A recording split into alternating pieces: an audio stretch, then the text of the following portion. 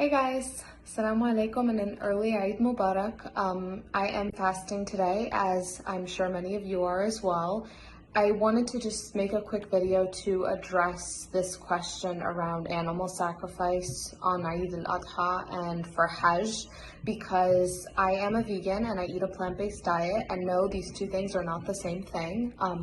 That's a topic for another day, but I am a vegan, so I often get asked questions about consuming meat and what I think of Eid al-Adha in particular, because animal sacrifice is part of Hajj, or the pilgrimage to Mecca. So first I'll say that I think animal sacrifice is an obligatory part of Hajj, and I am unwilling to say that we should abolish the practice or replace it with something else, because I think the religion says what it says, and I'm a practicing Muslim, and that's my priority. That being said, for the rest of the Muslim world, you're not obligated to sacrifice an animal on Eid, and you can donate your wealth instead. So I think the sacrifice is only mandatory for people who are actually on the pilgrimage and people who are completing Hajj versus Muslims in other parts of the world.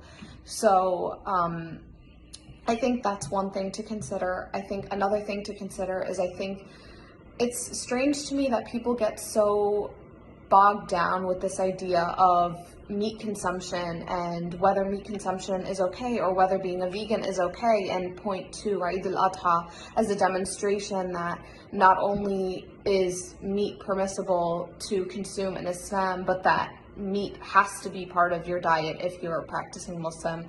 I categorically reject that, and I also think that totally misses the point of what the sacrifice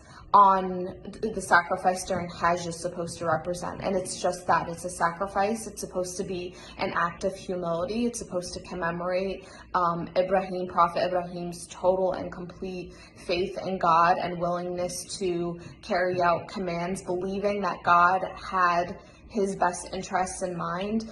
And I think that should be the focus of what the ritual and what the sacrifice is supposed to represent, that notion of sacrifice, not this notion of overindulging on meat, not this notion of, this animal sacrifice being part of Eid al-Adha must mean that it has to be part of our diet for the rest of the year, which I just don't think is the case.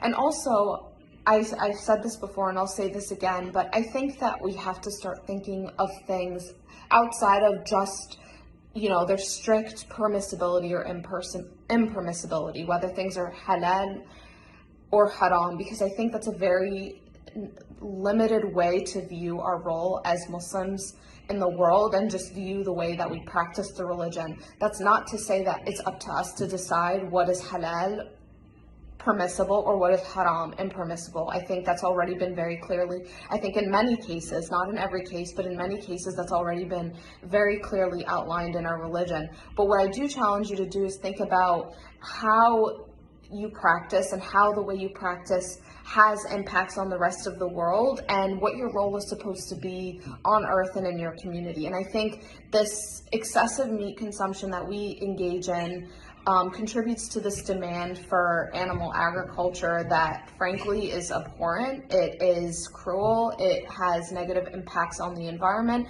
and frankly it's just not good for human health. I've said this before and I'll say it again, I'm not saying that consuming meat is impermissible. That is not what I'm saying whatsoever. It is halal Islamically. But what I am saying is, I think we need to have a greater perspective around what we consume and how that impacts the world around us. And for me personally, I think that we need to take way more seriously our health and how the way we live impacts the environment and what that means for our spirituality. And I think Eid al-Adha is a perfect opportunity to do that, given that sacrifice is part of Hajj, because it reminds us to be humble and it reminds us of God's power over us, but it also reminds us of what little power we were endowed with as human beings and as people with the capacity for consciousness and the capacity to understand. So I urge you, instead of thinking about loopholes and thinking about reasons why you could just consume mindlessly, think about ways you can imbibe your life and the way you eat and the way you live with true God consciousness. And that's really the way that I choose to practice, and that I believe is the straight path and an Islamic way of life. So just to summarize everything I just said, I think animal sacrifice is a mandatory part of Hajj. I think we should think of sacrifice in greater terms than just, oh, we were commanded to sacrifice an animal during Hajj, therefore I can eat meat, every single day of the year, and this is the justification for it.